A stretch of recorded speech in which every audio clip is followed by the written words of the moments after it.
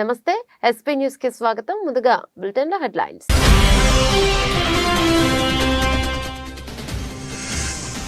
షర్మిల కుమారుడి నిశ్చితార్థ వేడుకకు హాజరైన ఏపీ సీఎం జగన్ మేనల్లుడు రాజారెడ్డిని ఆత్మీయంగా హత్తుకున్న సీఎం జగన్.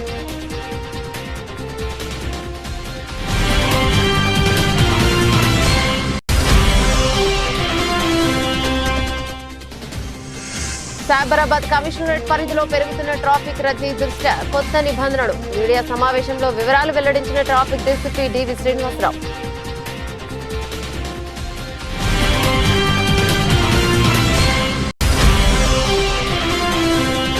అయోధ్య గర్భగుడిలో కొలువైన బాలరామయ్య ముఖం పరదాతో కప్పి ఉన్న తొలి ఫోటో విడుదల.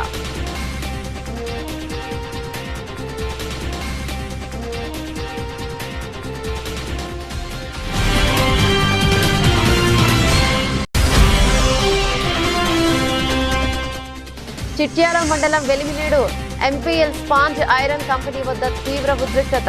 కంపెనీ విస్తరణ కోసం ప్రజాభిప్రాయ సేకరణ జరపొద్దు అంటూ గ్రామస్తుల డిమాండ్.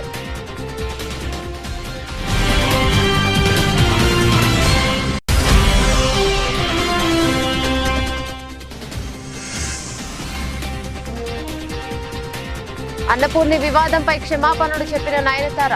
లేఖ విడుదల. హిందూ సంఘాల అభ్యంతరాలపై దిగొచ్చిన నటి.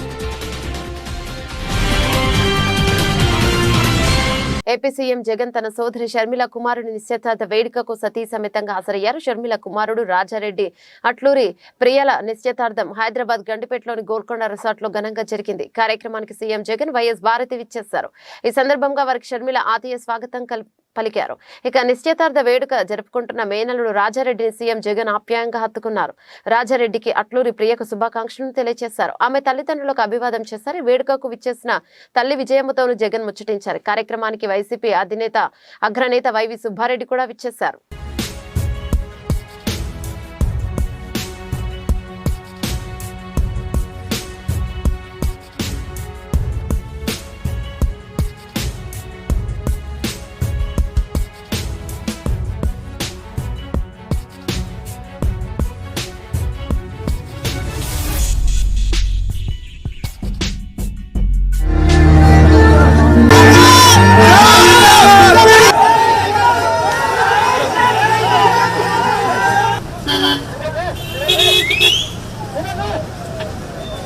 రాష్ట్ర సచివాలయంలో డిప్యూటీ సీఎం బట్టి విక్రమార్క 2024-25 ఆర్థిక సంవత్సరం వార్షిక బడ్జెట్ ప్రతిపాదనల తయారీపై రెవెన్యూ శాఖ మంత్రి పొంగులేటి శ్రీనివాసరెడ్డితో కలిసి revenue, housing, I and PR శాఖల ఉన్నతాధికారులతో సమీక్ష సమావేశం నిర్వహిస్తున్నారు. రానున్న ఆర్థిక సంవత్సరంలో ఆయా శాఖలో అమలు చేసే కార్యక్రమాలు, పథకాలు, నిర్వహణ వ్యయంపై సంబంధిత శాఖల అధికారులతో డిప్యూటీ సీఎం బట్టి విక్రమార్క చర్చించారు. సమావేశానికి హాజరైన special chief secretary Arvind Kumar, principal secretary Naveen Mittal, Srinivasaraju, I and PR special commissioner Ashok Reddy తదితర అధికారులు పాల్గొన్నారు. భువన టవర్స్ పో సికింద్రాబాద్ మినర్వా హోటల్లో క్రిస్టియన్ మైనార్టీ నాయకుల సమావేశానికి ఏఐసీసీ ఇన్ఛార్జ్ దీపాదాస్ మున్షి హాజరయ్యారు. రానున్న పార్లమెంట్ ఎన్నికల్లో కాంగ్రెస్ పార్టీకి సపోర్ట్ చేయాలని ఏఐసీసీ ఇన్ఛార్జ్ దీపాదాస్ మున్షి కోరగా క్రిస్టియన్ మైనార్టీల సంఘీభావం తెలిపారు. Today I have visited the meeting organized by Christian community of Telangana, and mostly Archbishop, all the brothers, the clergies, they all came, and they are ready to support Congress because they believe that the country is under threat, and they are supporting the secular forces. So they will be with us. In last election also they supported Congress. So today the discussion happened on various matters, and we will do these kind of meeting very frequently. Madam, Ayodhya Ram Mandir will inaugurate on January 22nd. What is the Congress party stand? Why are not going there, our leaders, Congress party leaders? It is our faith. Why should we go to mandir, masjid or churches? So if it is a political agenda and for the vote bank somebody is calling us, it is our faith. Out of faith we will go. It is not necessary that the particular day will go. Already our people have visited Ayodhya Mandir. They did the puja over there. So it is not that Congress particular that day we are not participating, that we don't want to politicalize the Mandir issue. But this Thank you very much. Hyderabad assembly ప్రాంగణంలో MLC అభ్యర్థులుగా nomination వేసేందుకు అసెంబ్లీకి చేరుకున్న TPCC working committee president Mahesh Kumar Goud మరియు NSUI రాష్ట్ర అధ్యక్షుడు బల్మూరు వెంకట్లను కలిసి వర్ధనపేట శాసనసభ్యులు విశ్రాంత ఐపీఎస్ అధికారి కెఆర్ నాగరాజు తెలిపారు.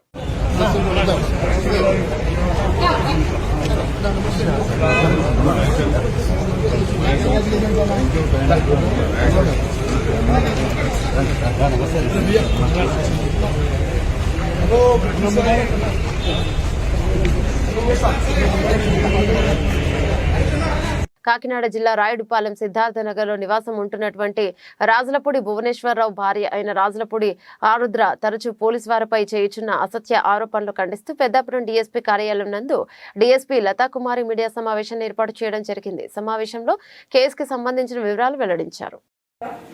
భర్త భువనేశ్వరరావు గారు స్వస్థల అమలాపురం టౌన్ గొల్లగూడెం విలేజ్.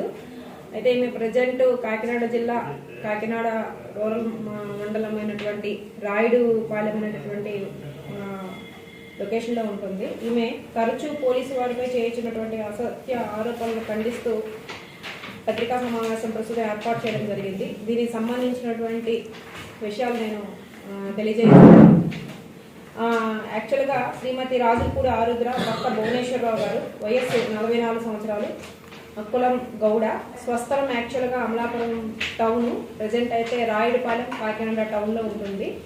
ఈమె కాకినాడ జిల్లా అన్నవరం గ్రామంలో నివాసం ఉండేటటువంటి టైంలో ఈమె ఇంటి పక్కన ఉన్నటువంటి మెరపల వీర వెంకట సత్యనారాయణ అలియాస్ శివ అనేటటువంటి ఒక సివిల్ కానిస్టేబుల్ గారు, అదేవిధంగా ఆయన బ్రదర్ అయినటువంటి మెరపల నాగకన్నయ్య, ప్రస్తుతం మన జిల్లా ఆర్మర్ రిజర్వ్లో ఉన్నటువంటి కానిస్టేబుల్స్, వీళ్ళిద్దరికీ సంబంధించి ఒక ఇంటి స్థలం వివాదం ఉంది. దీనికి సంబంధించి అప్పట్లో జరిగినటువంటి వివాదం సందర్భంగా మన అప్పటి జిల్లా కలెక్టర్ గారు అయినటువంటి వాళ్ళు కలగజేసుకొని ఆ ఇంటిని సుమారు 31 లక్షల రూపాయలకి చూపించడం జరిగింది, రెవెన్యూ డిపార్ట్మెంట్ వాళ్ళ సహకారంతో. అయితే ఆ ఇంటిని అమ్ముకునేటటువంటి క్రమంలోనూ మా యొక్క ఎవరైతే మెరపల నాగ వెంకట సత్యనారాయణ మరియు కన్నయ్య అనేటువంటి వాళ్ళు ఆమె పట్ల చేసినటువంటి ఏదైనా ఒక ఇబ్బందికి సంబంధించి ఉంటే దానికి సంబంధించి అన్నవరం పోలీస్ స్టేషన్లో ఆమె ఇచ్చినటువంటి కంప్లైంట్ మేరకు క్రైమ్ నెంబర్. నమస్తే, టీవీ 999 న్యూస్ కి స్వాగతం. చిట్యాల మండలం Veliminedu MPL sponge iron company వద్ద తీవ్ర ఉద్రిక్తత నెలకొంది. రేపు కంపెనీ విస్తరణ కోసం ప్రజాభిప్రాయ సేకరణ జరపొద్దు అంటూ ప్రజాభిప్రాయ సేకరణ కోసం ఏర్పాటు చేసిన టెంట్లను తొలగించిన గ్రామస్తులను అడ్డుకున్న పోలీసులు, గ్రామస్తులపై పోలీసులు స్వల్ప లాఠీ చార్జ్, కంపెనీ గేట్ ముందు బైఠాయించి ధర్నాకు దిగారు గ్రామస్తులు.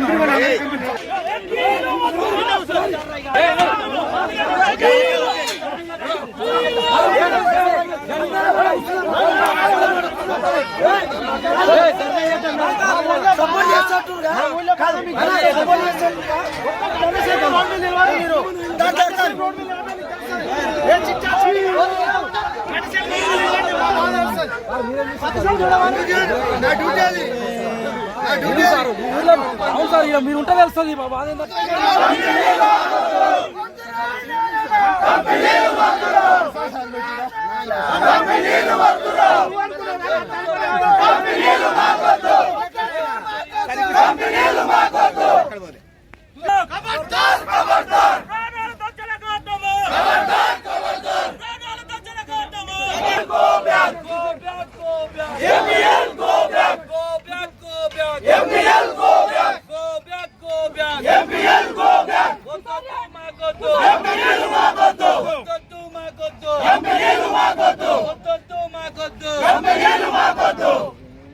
కడప జిల్లా ఎర్రగుంట్ల మండలం పరిధిలోని ఓ టిప్పర్ థర్మల్ పవర్ ప్రాజెక్ట్ నుండి ఫ్లయాస్ రోడ్డుతో కడపకు వెళ్తుండగా ఎర్రగుంట్ల 4 రోడ్ల సర్కిల్లో ఫ్లయాస్ లోడుతో వెళ్తున్న టిప్పర్ అకస్మాత్తుగా హౌసింగ్ టైర్ల నుంచి మంటలు రేగడంతో అదే దారిలో ఫ్యామిలీతో ఉన్నటువంటి చింతల ఆనంద్ లారీ డ్రైవర్ కావడంతో ఆ టిప్పర్ వద్ద ఆగి మంటలు చెలరేగుతున్న ఆ టిప్పర్లను చూసి వెంటనే మంటలాపడానికి నీళ్లతో మంటలార్పి టిప్పర్ను మరియు డ్రైవర్ను సురక్షితంగా కాపాడి ఆ డ్రైవర్ కి తగిన సూచనలు చెప్పి జాగ్రత్తగా డ్రైవింగ్ చేయమని చింతల ఆనంద్ పేర్కొన్నారు. మా పక్కగిరా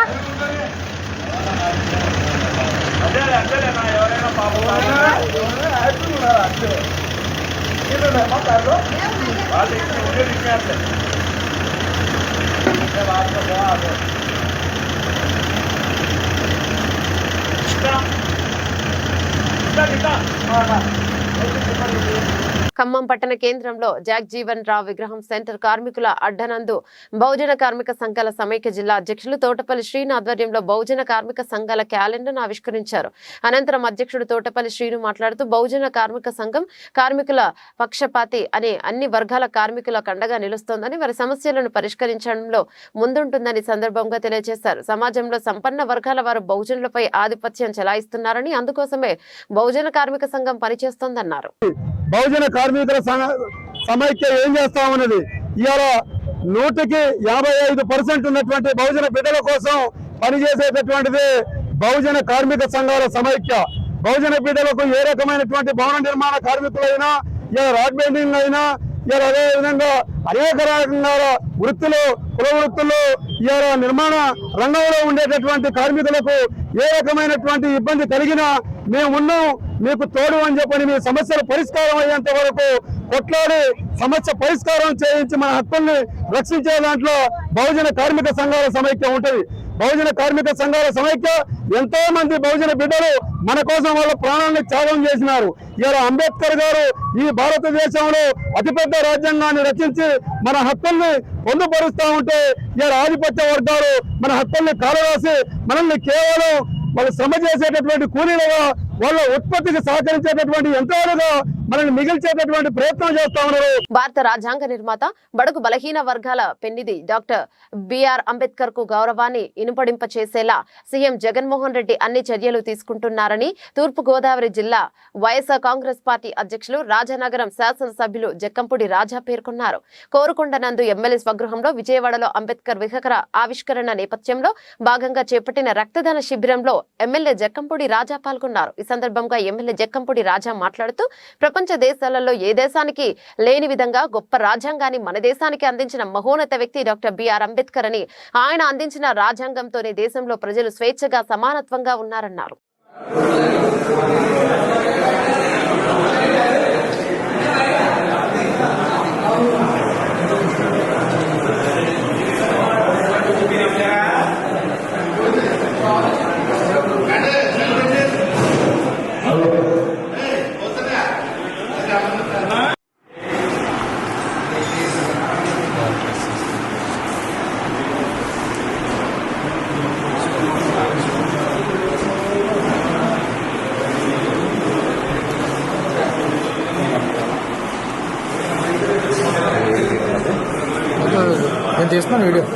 రామయ్యంపేట మండల పరిధిలోని పలు ఎరువుల దుకాణాలను జిల్లా వ్యవసాయ అధికారి తనిఖీలు నిర్వహించారు. ఈ సందర్భంగా జిల్లా వ్యవసాయ అధికారి గోవింద్ మాట్లాడుతూ ఎరువుల షాపులో యాజమానులు తప్పనిసరిగా ఈ పాస్ మిషన్ ద్వారా మాత్రమే ఎరువుల అమ్మకాలు జరపాలని మరియు రికార్డులు ఎప్పటికప్పుడు సరిచూసుకోవాలని, ఎరువుల చట్ట ప్రకారం ఎరువుల అమ్మకాలను జరపాలని, కొనుగోలు చేసిన వస్తువులకు బిల్లులు ఇవ్వాలని సూచించారు.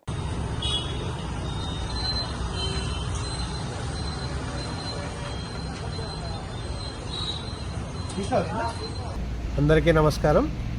ఈరోజు రామయ్యంపేట మండల వ్యాప్తంగా పలు ఎరువుల దుకాణాలను జిల్లా వ్యవసాయ అధికారి గారు సందర్శించడం జరిగింది.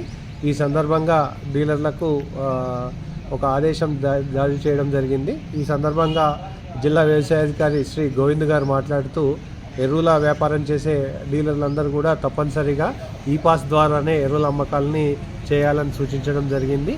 అదేవిధంగా రైతులకు తప్పనిసరిగా ఈ పాస్ ద్వారా అమ్మకాలు జరపాలంటే తమ ఆధార్ వివరాలు తెలపాల్సి ఉంటుంది. కాబట్టి ఎరువులు కొనుక్కునేటప్పుడు తప్పనిసరిగా తమ ఆధార్ వివరాలను దుకాణదారులకు అందించినట్టయితే ఈ పాస్ ద్వారా వాళ్ళు అమ్మకాలు జరిపే అవకాశం ఉంటుంది. కాబట్టి రైతులందరూ కూడా సహకరించాల్సిందిగా జిల్లా వ్యవసాయాధికారి గారు కోరడం జరిగింది. అందోలు అయోధ్య రాముడి అక్షింతల కుసంగి గ్రామంలో ఇంటింటా పంపిణీ. అయోధ్య రాముడి పూజిత అక్షింతలను శుక్రవారం ఇంటింటికి పంపిణీ చేశారు. మెదక్ జిల్లా అల్లాదుర్గ మండలంలోని నడిమితండ గ్రామంలో అయోధ్య నుంచి వచ్చిన అక్షింతలకు గ్రామంలోని సేవాలాల్ భవానీమాత ఆలయంలో పూజ చేసి హనుమాన్ చాలీసా మంత్రాన్ని గ్రామస్తులు వినియోగించి గ్రామ ప్రజలు చిన్న పెద్దలు తేడా లేకుండా భజనలతో ఆటపాటలతో సందడిగా గ్రామ బీఆర్ఎస్ సీనియర్ నాయకుడు గిరిజన మెదక్ జిల్లా అధ్యక్షుడు మోహన్ రాథోడ్ ఆధ్వర్యంలో గ్రామస్తులు పూజలు చేశారు.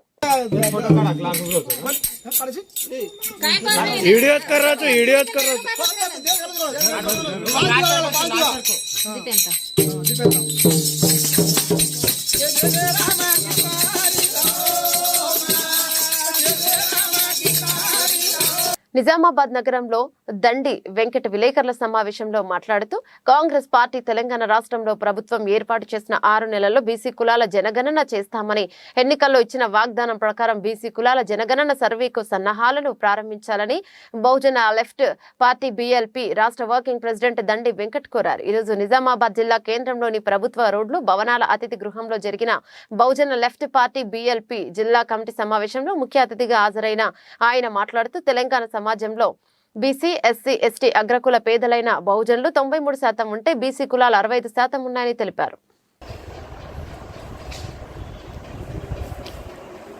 తెలంగాణ రాష్ట్ర ప్రభుత్వం ఎన్నికల్లో వాగ్దానం చేసినట్టు కామారెడ్డిలో బీసీ డిక్లరేషన్లో ప్రకటించిన విధంగా ప్రభుత్వం ఏర్పాటు జరిగిన 6 నెలల్లో బీసీ కులాల జనగణన జరుపుతామని చెప్పేసి మరి ఇప్పుడు ఉన్నటువంటి రాష్ట్ర ముఖ్యమంత్రి గారు రేవంత్ రెడ్డి గారు ప్రకటించారు. అదేవిధంగా మరి బీసీ కుల జనగణన జరపడం కోసం ఆంధ్రప్రదేశ్ గవర్నమెంట్ మరి ఏర్పాట్లు చేస్తున్నట్టే తెలంగాణ గవర్నమెంట్ కూడా తొందరగా దానికి సంబంధించినటువంటి నిర్మాణము ఆ స్ట్రక్చర్ ఏర్పాటు చేయాలని చెప్పేసి బహుజన లెఫ్ట్ పార్టీ తెలంగాణ రాష్ట్ర ప్రభుత్వానికి విజ్ఞప్తి చేస్తూ ఉన్నాం. ఇంకా సమయం ఉన్నప్పటికీ ఇప్పటి నుంచి ఏర్పాట్లు జరగకపోతే 6 నెలల తర్వాత జరిపేటువంటి ఏర్పాట్లలో ఇబ్బంది అవుతుంది. కాబట్టి ఇప్పటికే బీహార్ రాష్ట్ర ప్రభుత్వం అధికారికంగా జరిపింది. మరి ఆంధ్రప్రదేశ్ ప్రభుత్వం కూడా ఒక కమిటీ వేసి ఆ కమిటీ దాదాపు ఏర్పాట్లు అంటే కుల జనగణనకు సంబంధించినటువంటి ఏర్పాట్లు త్వరితగతిన ఏర్పాట్లు చేస్తున్నటువంటి పరిస్థితి మనం అక్కడ చూస్తున్నాం. కాబట్టి తెలంగాణ రాష్ట్ర ప్రభుత్వం వెంటనే బీసీ కులాల జనగణన జరపాలి. ఎందుకంటే బీసీ కులాల జనగణన జరిగితే మరి జనాభా ఎంతుందో తెలంగాణ సమాజంలో మరి ఈ విషయం బయటకు వస్తుంది.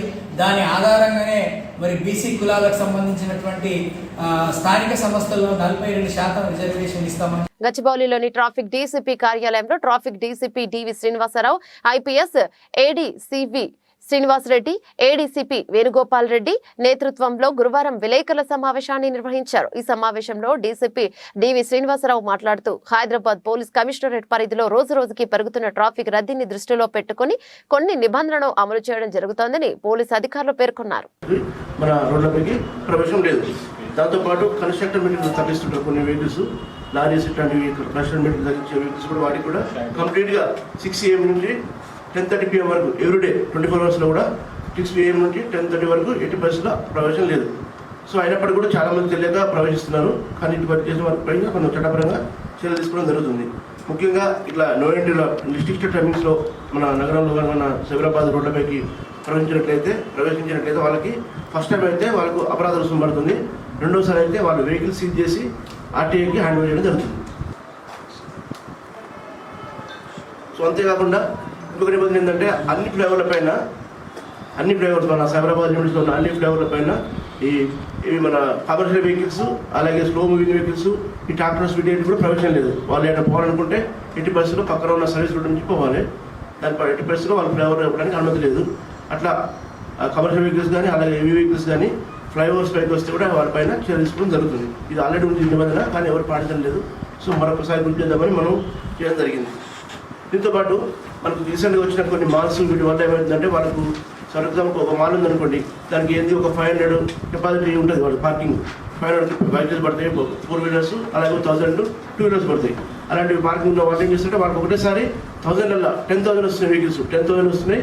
సో దట్ 500 పార్కింగ్ ప్లేస్ నిండిపోగానే మిగతా రోడ్స్ అన్ని మిగతా వెహికల్స్ రోడ్ పైకి వచ్చేస్తున్నాయి. రోడ్ల పైన మన క్యారేజ్ ఎక్కడ ఉందో అంటే రోడ్డు పైన ఉన్నాయి, రోడ్డు పైకి పెడుతున్నారు. దానివల్ల చాలా ఇబ్బందులు అవుతున్నాయి, ముఖ్యంగా వీకెండ్స్లో చాలా ఇబ్బందులు అవుతాయి. అటువంటి వాటిని కూడా మనం సైబరాబాద్లో చాలా అట్లాంటి ఎస్టాబ్లిష్మెంట్లు మనం గుర్తించడం జరిగింది. వాళ్ళకు కూడా నోటీస్. యావత్ దేశం వేయి కళ్ళతో ఎదురు చూస్తున్న అయోధ్య ప్రాణ ప్రతిష్ఠ కార్యక్రమానికి ముందు గురువారం కీలక ఘట్టం పూర్తయింది. ప్రత్యేక పూజలతో మధ్యాహ్న సమయంలో రామ్ లాలా విగ్రహాన్ని ఆలయం గర్భగుడిలో పెట్టారు.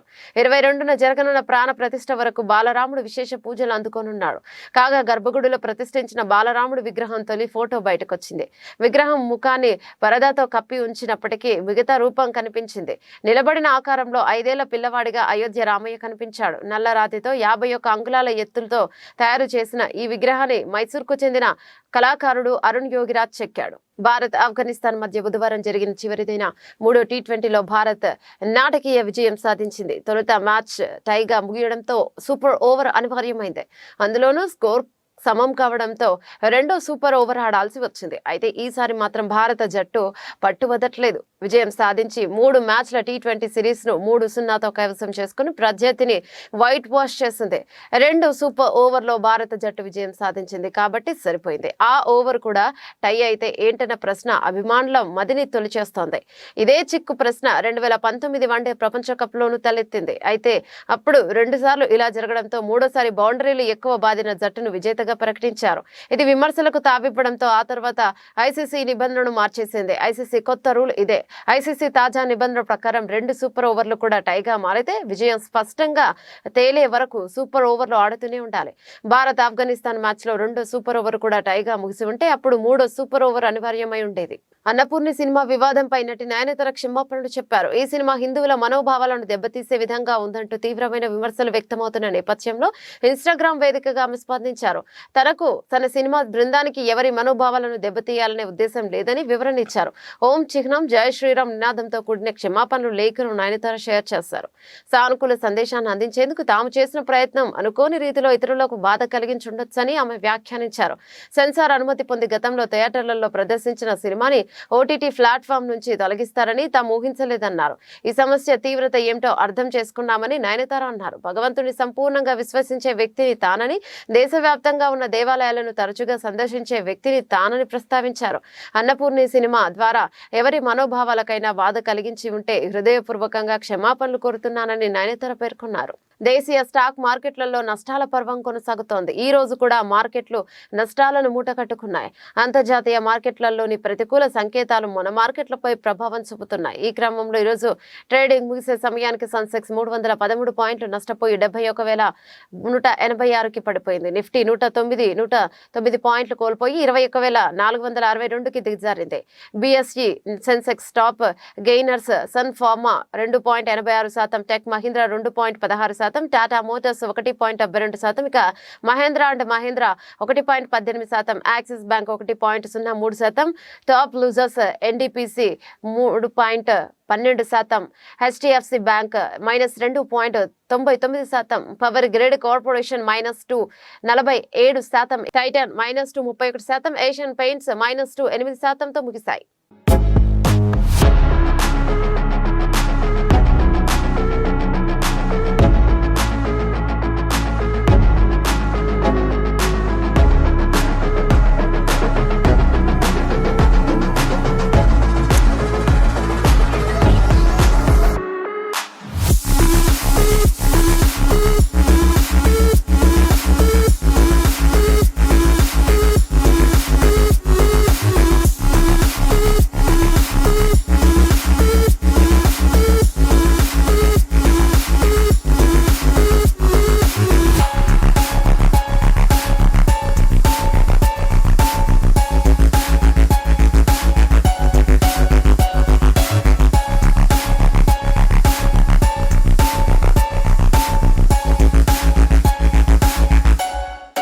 బులెటిన్ ముగించే ముందు హెడ్లైన్స్ మరోసారి.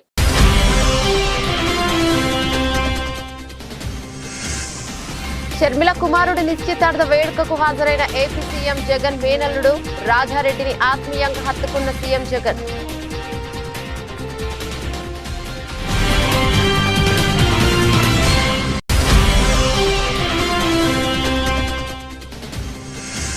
సైబరాబాద్ కమిషనరేట్ పరిధిలో పెరుగుతున్న ట్రాఫిక్ రద్దీ దృష్ట్యా కొత్త నిబంధనలు. మీడియా సమావేశంలో వివరాలు వెల్లడించిన ట్రాఫిక్ డీసీపీ డివి శ్రీనివాసరావు.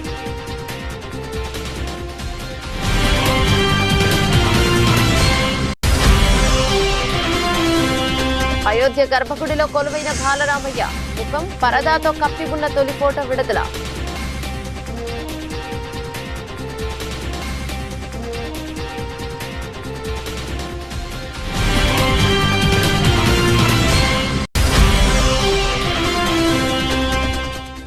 చిట్యాల మండలం Veliminedu MPL sponge iron company వద్ద తీవ్ర ఉద్రిక్తత. కంపెనీ విస్తరణ కోసం ప్రజాభిప్రాయ సేకరణ జరపొద్దు అంటూ గ్రామస్తుల డిమాండ్.